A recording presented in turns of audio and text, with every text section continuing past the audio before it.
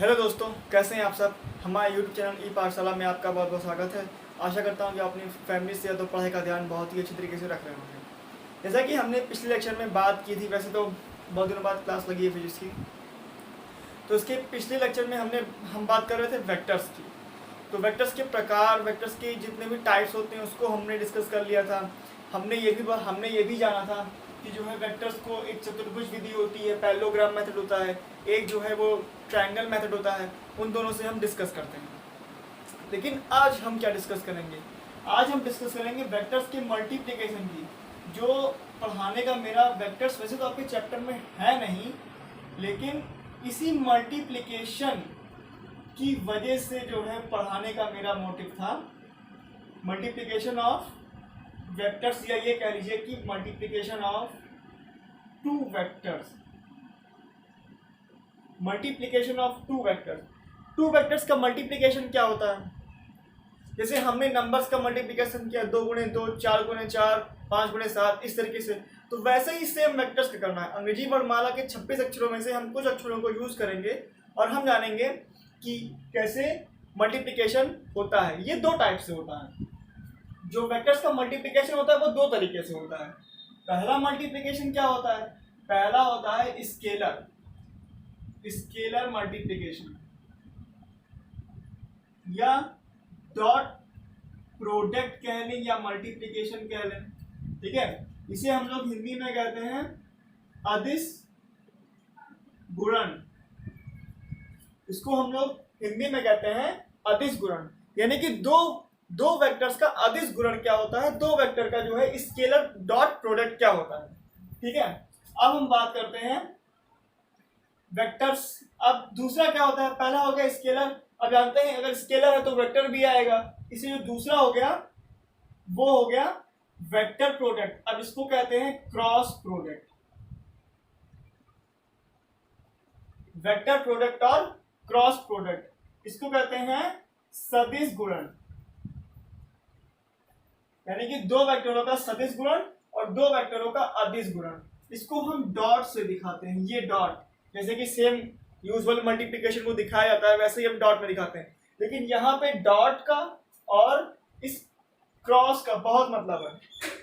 एक मतलब तो होता है वेक्टर्स के व्यू से हम देखें, और एक मतलब होता है जब आप मैग्नेटिक फील्ड पढ़ेंगे उसमें ये डॉट और क्रॉस का मतलब होता है कि कहते हैं कि अगर तल के लंबवत अंदर की ओर, परपेंडिकुलर बाहर की ओर या अंदर की ओर दिखाना है तो हम इस डॉट का या क्रॉस का यूज करते हैं। खैर वो तो अलग टॉपिक हो गया, जो वो आएगा तो मैं बताऊंगा उसके बारे में, बहुत डिटेल से डिस्कस करेंगे हम लोग।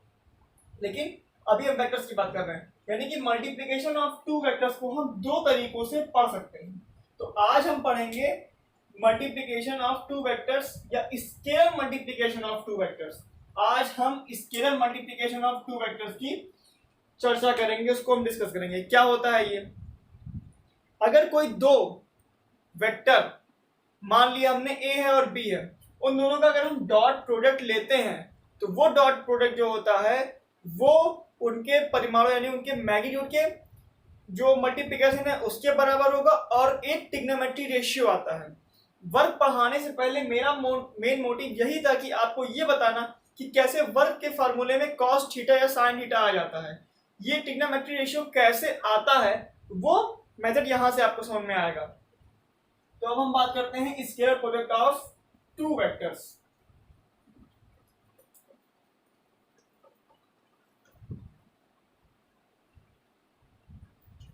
टॉपिक है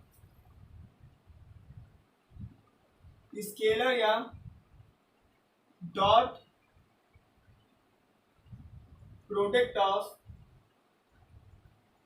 टू वेक्टर, ये टॉपिक है।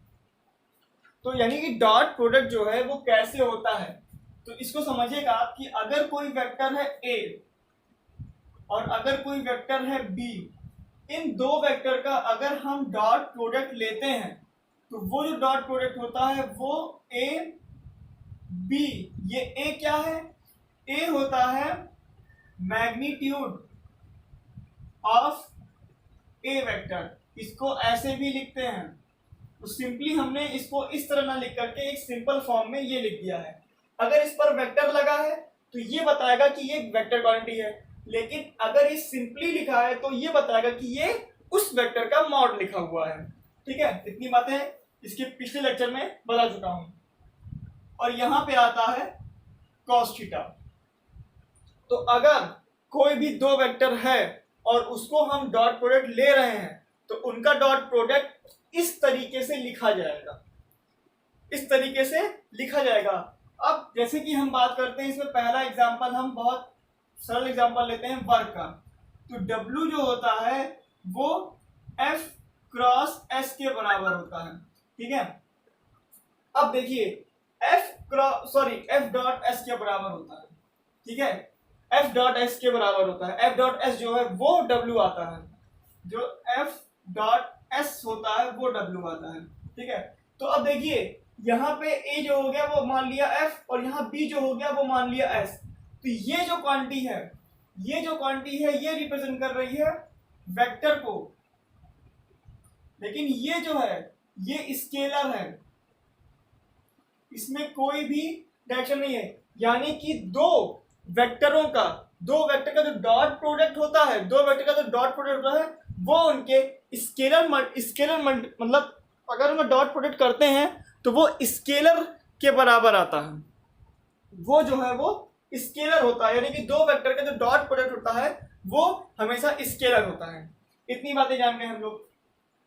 तो मेनली यही थी। इसकी प्रॉपर्टीज देखते हैं क्या क्या है। अगर ये डॉट प्रोडक्ट में आता है तो उसकी प्रॉपर्टीज क्या क्या होती है।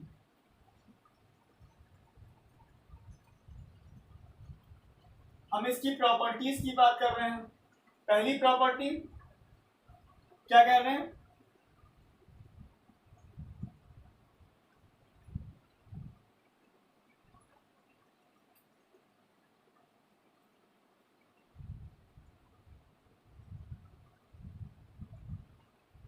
थीटा पर निर्भरता, डिपेंडेंसी ऑन थीटा।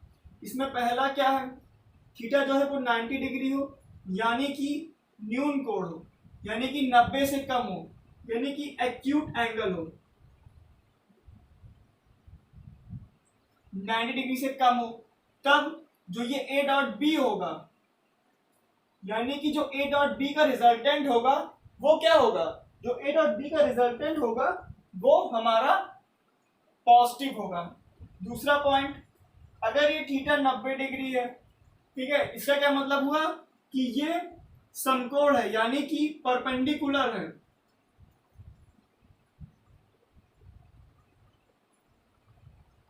परपेंडिकुलर है, इसका मतलब क्या हुआ, इसका मतलब ये हुआ कि अगर हम A डॉट बी का निकालेंगे तो 90 डिग्री है, यानी कि ये 0 आएगा। अगर हम इसे समझते हैं तो एक वेक्टर ये है, एक वेक्टर ये हो गया वेक्टर A और ये हो गया वेक्टर B। इनके बीच का कोण 90 डिग्री है, तो इन दोनों का जो डॉट प्रोडक्ट आएगा वो आएगा 0। कैसे 0 आता है, क्योंकि कॉस थीटा की वैल्यू रखते हैं। कॉस थीटा जो होता है वो, कॉस थीटा का ग्राफ अगर हम बनाते हैं तो वो इस तरह आता है, वो कॉस थीटा का ग्राफ इस तरह आएगा। तो ये होता है 0 डिग्री और ये होता है 90। ठीक है, ये 0 डिग्री होता है और ये होता है 90। तो कॉस जो होता है वो 90 पर 0 होता है, इसलिए ये चीज 0 हो गई।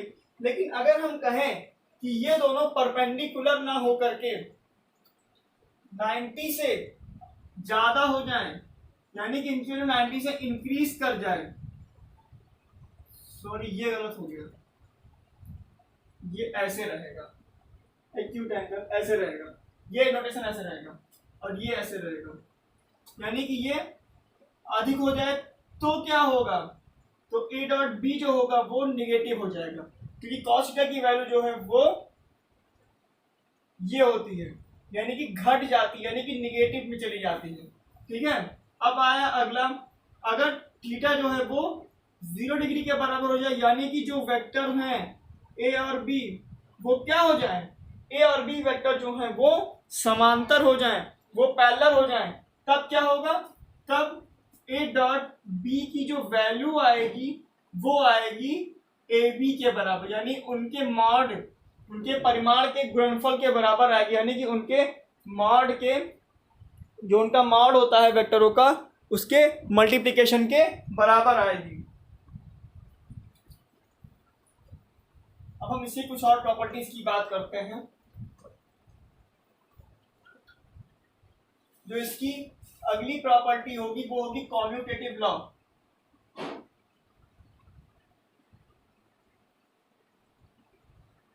कॉम्यूटेटिव लॉ, ठीक है, इसको हिंदी में क्या कहते हैं? कॉम्यूटेटिव लॉ को हिंदी में कहते हैं क्रम विनिमय नियम, ठीक है, क्रम विनिमय नियम।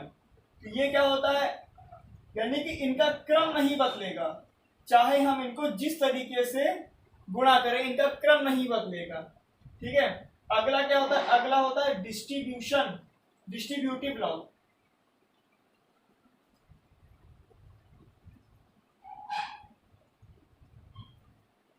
डिस्ट्रीब्यूटिव लॉ यानी वितरण नियम। यहां मेनली हम योग पर वितरण की बात करें, डिस्ट्रीब्यूशन और एडिशन, ठीक है। वितरण नियम वो मैं लिख नहीं रहा हूं, ठीक है, लेकिन वो अभी पता लग जाएगा। जैसे कि a b प्लस सी लिखा है, ठीक है। अब क्या होगा? ये डॉट जो है वो b के साथ भी लग जाएगा और c के साथ भी लग जाएगा, यानी कि ये a डॉट b भी हो जाएगा और ये a डॉट c भी हो जाएगा। तो ये गुणा ऐसे हो जाएगा और ये गुणा, जैसे सिंपली हम बीजगणित में करते हैं एकदम सेम वैसे ही है, जैसे हम अलजेब्रा में करते हैं ऐसे हम सब यहाँ करते हैं। जैसे कि अगर 2 √3 प्लस √5 लिखा हो तो ये क्या हो जाता है? ये हो जाता है 2√3 प्लस 2√5, ये इस तरह हो जाता है। ये एकदम सेम वैसे ही है। अब अगला क्या आएगा? अगला हम बात करेंगे कॉम्यूटेटिव और डिस्ट्रीब्यूटिव लॉ। अगर हम किसी वेक्टर का a का उसी के साथ गुणा ले लें तो क्या होगा? जैसे कि अभी हमने बताया था इस दशा में क्या होता है, जैसे इसमें तो अभी हमने कहा था कि वो उसके मॉड के बराबर, मतलब मॉड के गुणनफल के बराबर हो जाता है। दो वेक्टर का डॉट प्रोडक्ट यानी कि दोनों का मॉड आ जाएगा। ए अगर ए लिखा है तो उसको हम ए स्क्वायर भी तो लिख सकते हैं। अगर ए डॉट ए यानी कि ए मल्टीप्लीकेशन ए लिखा है तो उसको हम ए स्क्वायर भी लिख सकते हैं। इस जस्ट लाइक दैट ये एक्स स्क्वायर बराबर x into x, y square बराबर वाई इंटू वाई, ये एकदम सिमिलर वैसे ही है। अब अगली प्रॉपर्टी क्या होगी? अगली प्रॉपर्टी आई कैप जे कैप और के कैप के बारे में। इसको भूलिएगा नहीं, आई जे के कैप क्या होता है? ये जो है ये ऑर्थोगोनल वेक्टर्स हैं, लंबकोणीय सदिश है। एक्स एक्सिस, वाई एक्सिस और जेड एक्सिस। एक्स एक्सिस पर आई कैप, वाई एक्सिस पर जे कैप और जेड एक्सिस पर के कैप से इसको दिखाते हैं, ठीक है। इनका क्रम इस तरह चलता है, ये साइक्लिक होते हैं। आई से जे से के और के से आई, यानी कि आई जे के ये साइक्लिक होते हैं। ऐसा नहीं है कि आप कहते कि आई की बाद के आ जाएगा फिर जे आएगा, नहीं, वो माइनस प्लस का अंतर रहता है। अगर आपको पॉजिटिव लाना है तो आई जे फिर जे के फिर आई, जैसे ए बी सी होता है, ए बी सी फिर ए, बी सी फिर ए होता है। इस तरीके से ये भी आई से जे से के फिर के से आई, ये सर्किल जाता है, ये जो है वो साइक्लिक होता है। तो इसकी हम बात करेंगे। तो अभी हमने देखा कि अगर हम ए का उसी से गुणा कर देते हैं तो जो सिंपली ए स्क्वायर आ जाता है। लेकिन हमने क्या कहा था? ये कोई वेक्टर है, इस वेक्टर का अपना एक मॉड होगा, इस वेक्टर का जो है वो अपना एक मॉड होगा, ठीक है। ये जो वेक्टर है इसका अपना एक मॉड होगा, अपना एक परिमाण होगी, उसकी अपनी एक जो है ऑर्थोगोनल वेक्टर होगा, लंबकोणीय सदिश होगा, ठीक है, अपनी डायरेक्शन में। कोई जो है इसका यूनिट वेक्टर होगा अपनी डायरेक्शन में, ठीक है। तो यहाँ जो ये होता है ये यूनिट, इसका जो मान होता है वो यूनिट वेक्टर के तरीके ही होता है। यानी कि अगर हम आई कैप तो इसकी जो मॉड होगा वो 1 होगा, यही जो होता है वो जे कैप के साथ होता है और यही जो होता है वो के कैप के साथ होता है, सिंपली, ठीक है। तो अब आई जे के कैप क्या होता है? तो आई डॉट आई बराबर जे डॉट जे बराबर के डॉट के, इन लोगों की वैल्यू जो है वो सेम होती है, ठीक है। इन लोगों की जो वैल्यू होती है वो सेम होती है। अब सेम क्या होती है, ठीक, और I dot J J dot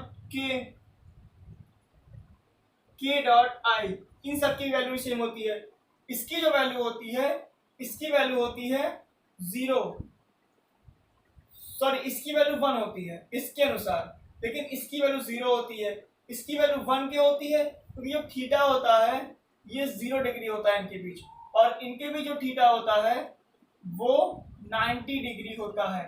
इनके बीच जो थीटा होता है वो 90 डिग्री होता है। मुझे लगता है दोस्तों कि आपको इतनी सारी बातें समझ में आ गई होंगी। एक बार फिर से रिपीट कर दिया जाए।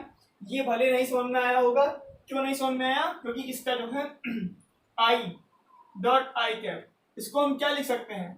Mod of I cap into cos. ये दोनों एक ही जैसे कि आई एक ये वेक्टर खींचा, अब आई कैप फिर है तो ये फिर ये इसी डायरेक्शन में खींच दिया, तो यानी कि जैसे कि मान लीजिए ये खींच दिया, ये क्यों समझाने के लिए ये दोनों कोलैप्स होंगे। इन दोनों के बीच का एंगल जो है वो 0 डिग्री है, कॉस 0। और अभी भी मैंने ग्राफ के माध्यम से आपको समझाया कि जो कॉस 0 की वैल्यू होती है वो 0 डिग्री होती है, इसलिए ये पूरा टर्म 0 हो जाएगा। इसलिए सॉरी कॉस 0 की वैल्यू 1 होती है, कॉस 0 की वैल्यू 1 होती है, वो मैं कंफ्यूज हो गया थोड़ा।